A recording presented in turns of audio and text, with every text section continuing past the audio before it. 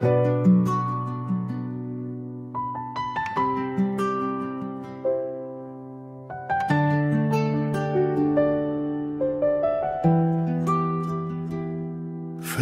یادی بود،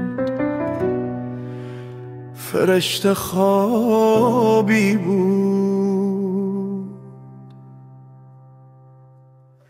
هنگامه سبز مرغ زار آخر شد، من چشم به راه انتظار آخر شد.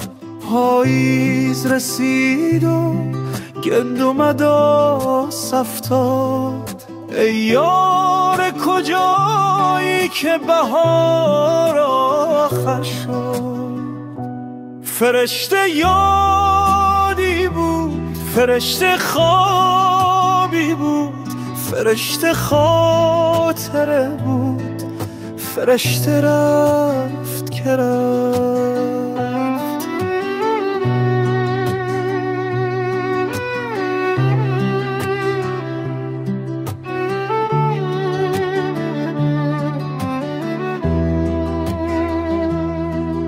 ای ماه فرشته مرا دیدی اگر، یا زن گل من سراغ بشنیدی اگر، برگو که هنوز امانت عشق تو را دارد به بغل بدو تابیدی اگر.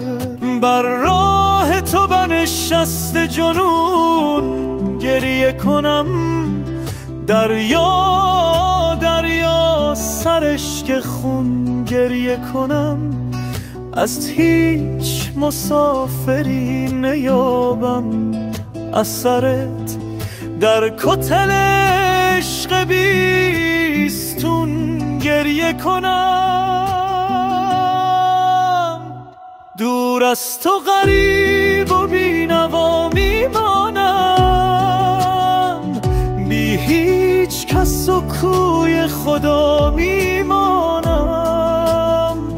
ای جفت من ای عزیز ای نیمه من، خاکم به سر در تو جدا میمانم.